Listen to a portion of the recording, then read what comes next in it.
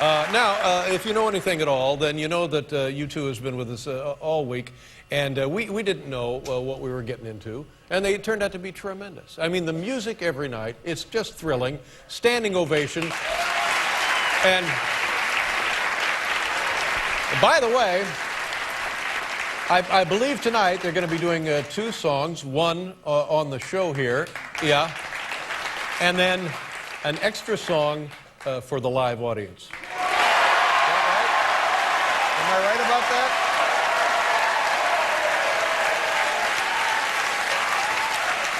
So, do me a favor now. Please welcome Bono, The Edge, Larry Mullen Jr., and Adam Clayton. You too, ladies and gentlemen.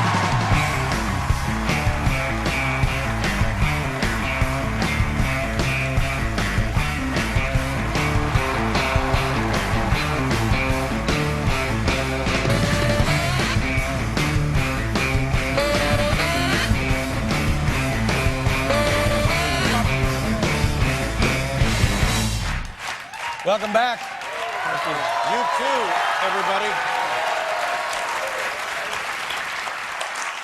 You guys know, and maybe you didn't know, but at some point you became aware of the fact that the Ed Sullivan Theater in the 60s, all of the great rock and roll acts appeared here on the same stage. The Beatles, for example. We must have been aware of that, right? You had the Beatles on your show? Yes. Wow. Looking good, Dave. That's Looking right. good. We had the Beatles right here. No, but when you were kids? We're one of their biggest influences. Yeah. Is that fun to be on this venue where these guys were? It's an amazing theater that you've got here. Your people, the way you've treated us this week. It's been an amazing week. And yeah, you know, the Beatles wrote the blueprint, really, for any rock and roll band. They make any kind of miserable band that says they don't want to be in a big band look like liars. Everyone wants to be in the Beatles. I think that's the first thing.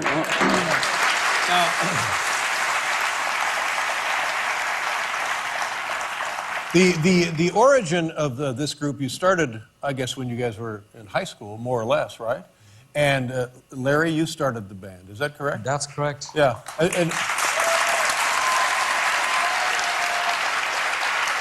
He keeps reminding us of this thing about once every week. But it makes the story even more remarkable that as kids you got together and are still together now. What were the early days, what were the nascent stages of this group like?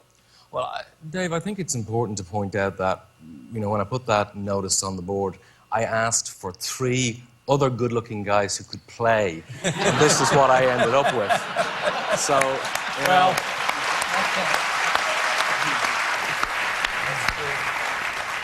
But were there other personnel in the original gathering? Yes, there were another 2 gentlemen, Edge's brother Dick, who actually built his own guitar, and so he was allowed in the band just because of that. Made his own guitar. Yeah, and there was another gentleman as well, and he had a guitar, because as I say, the whole idea was that these guys would come along, they'd be really good looking, and they would have instruments. Of course, they didn't have instruments.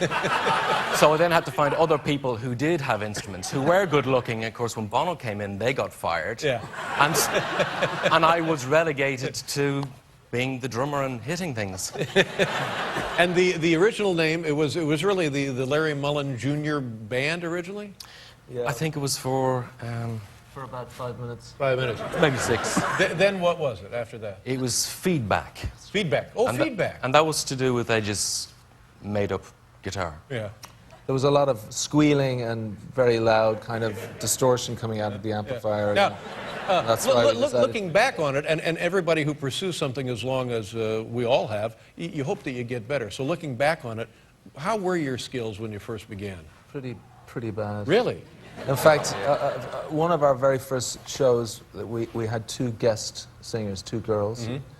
And an hour before we were due to go on stage, they cornered me and said, "Edge, would you sing? Bono can't sing."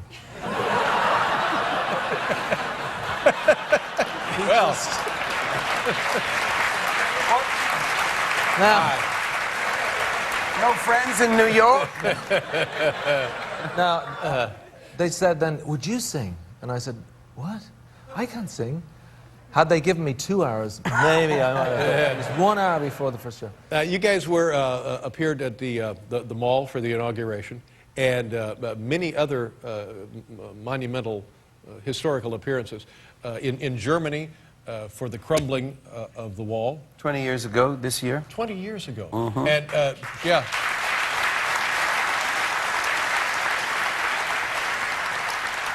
I mean, that alone, just to have that in your scrapbook, to have that on your resume, that's a tremendous thing to be a part of. We recorded an album in Berlin, actually, at this time, called Achtung Baby, and we were the last... thank you. We were the last plane to land in the old Berlin, and it was a British Airways flight. And we were landing in Berlin, and he had the sky to himself, and it was kind of very British. He was going, you know, on the left, you'll see the Brandenburg Gate. We're going round on the right. Now, he was just flying around for hours. And when we got on the ground, we were a little, wow, this is kind of history, isn't it? And we went to find the party, because we're in a rock and roll band, and we do that type of thing. And so we went out on the streets. This is for real. And we got into this party, just people marching on the streets, and they were looking really sad and kind of dour. And we said, wow, these Germans they really don't know how to party, do they? But we were in the wrong parade. We were, in fact, we were marching with Stalinists against the wall coming down. This is the truth. Wow. That is the truth. Ouch.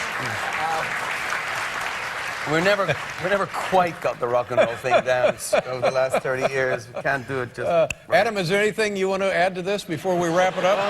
I know you're on the end. That doesn't mean we're excluding I just want to say, it. there's obviously been a clear case of instrument envy, and Sting and myself have 4 thick, long strings, and he's got 6 girly ones. All right. Not sure what that means, but... Anyway, again, and I can't say it enough, thank you very much for your generosity and great talent here all this week. You too. We'll be right back with music from you too.